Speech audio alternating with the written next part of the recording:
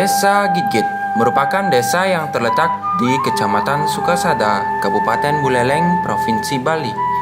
Hamparan pohon cengkeh akan menyapa Anda ketika melewati desa ini, ditemani dengan beberapa hamparan sawah yang indah. Sektor perkebunan menjadi tonggak penghasilan para penduduk desa. Dewasa ini, masyarakat desa Gitgit mulai memanfaatkan perkarangan rumah sebagai sumber penghasilan untuk memenuhi kecukupan pangan.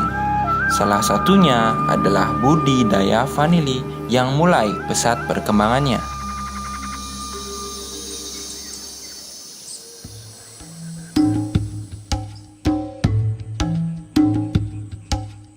Bapak Nyoman Suyanta merupakan seorang petani vanili yang bertempat tinggal di Banjar Peredanan Bunut, Desa Gitgit. Satu hal utama yang membuat ia tetap mengembangkan pertanian ini adalah vanili memiliki harga yang tidak pernah turun drastis dari pasaran. Selain buahnya, pemanfaatan bibit vanili juga dapat diperjualbelikan. Sehingga sembari menunggu hasil panen, penjualan bibit vanili juga dapat digalakkan. Yang membuat saya termotivasi untuk menanam vanili adalah salah satunya pemanfaatan lahan di sekitar halaman rumah. Memang sebagaimana kita ketahui bahwa vanili itu tidak perlu lahan luas. Manfaatkanlah sejengkal tanah demi efektivitas sebuah lahan. Dan di vanili sekarang memang komoditi termahal di dunia nomor 2 setelah bunga saffron begitu.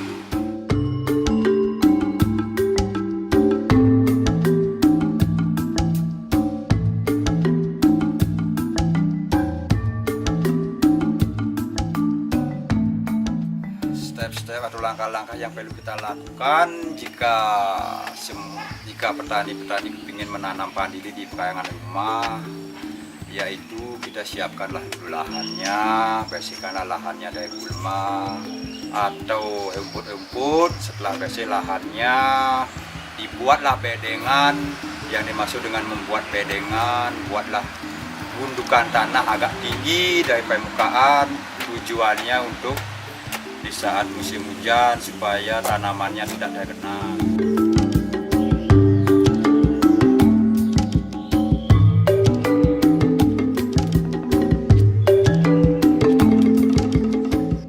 Setelah pembuatan gundukan, kita lakukan penanaman tumbuhan utawi taja, yaitu kalau di tempat saya menggunakan taja yang pakai pipa dan pakai kawat, dan di dalamnya berisi sabut kelapa.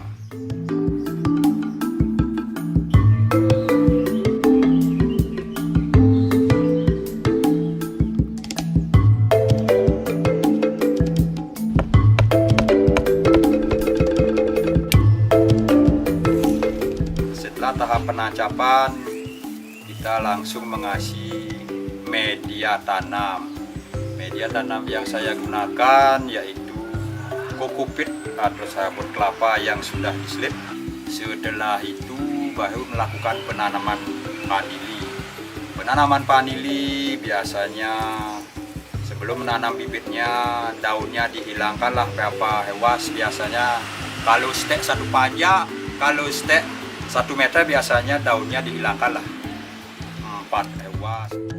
Setelah itu baru dilakukan penanaman dan jangan ditekuk ini batangnya supaya nggak lecet.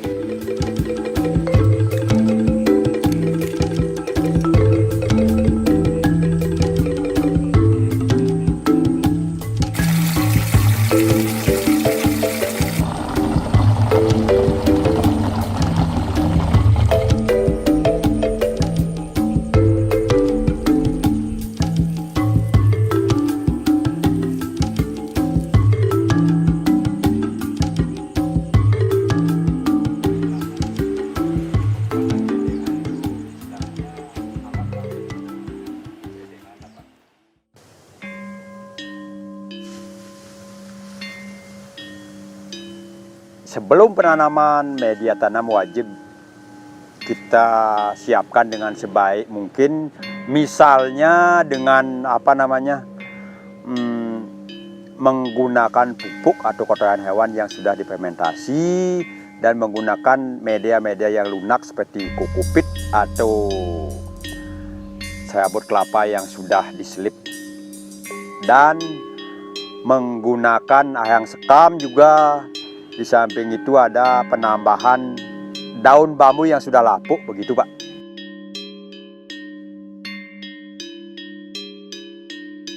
Biasanya kita bisa cek kelembaban medianya. Kelembaban medianya itu biasanya kita lakukan penyiraman dalam seminggu 2 kali lah. Jangan terlalu terlalu lembab juga jelek gitu, terlalu kering juga jelek medianya, makanya kita wajib cek.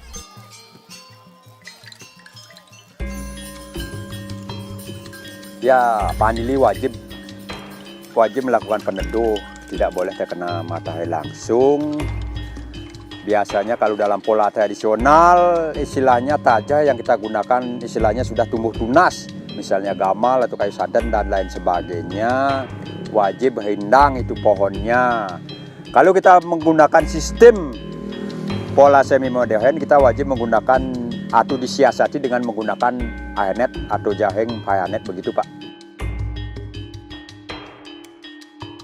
Ya, kalau Panili sebagaimana kita ketahui bahwa musim-musim sekarang ada hambatan, yaitu dengan adanya COVID-19 ini, harga Panili masih termahal dibandingkan dengan komoditi yang lainnya.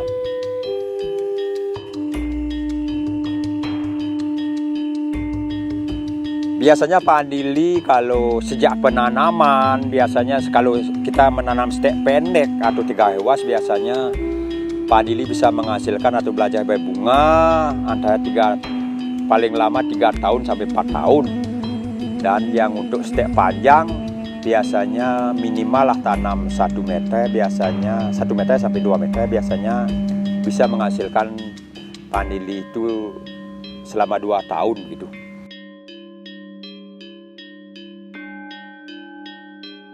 Belakangan ini Panili sudah berpindah habitat, biasanya ditanam di villa, di hotel, di dakan rumah dengan menggunakan sistem semi modern dengan menggunakan sabut kelapa di dalamnya dan dikelilingi dengan kawat dan menggunakan penyangga pipa paralon begitu. Kami sangat mengharapkan partisipasi masyarakat, khususnya yang kami ingin tingkatkan itu budidaya Panili kepada masyarakat yang ingin mengembangkan usaha pembibitan Panili atau yang ingin menanam Panili sehingga nanti produktivitas Panili bisa kita kuasai, khususnya yang ada di Desa Gigit, untuk mengimbangi komoditi yang lain seperti cengkeh dan kopi dan yang lain-lain. Kami inginkan kepada masyarakat kami atau kelompok-kelompok usaha di bidang Panili ini untuk selalu meningkatkan keterampilan, selalu meningkatkan pengetahuannya di bidang budidaya Panili.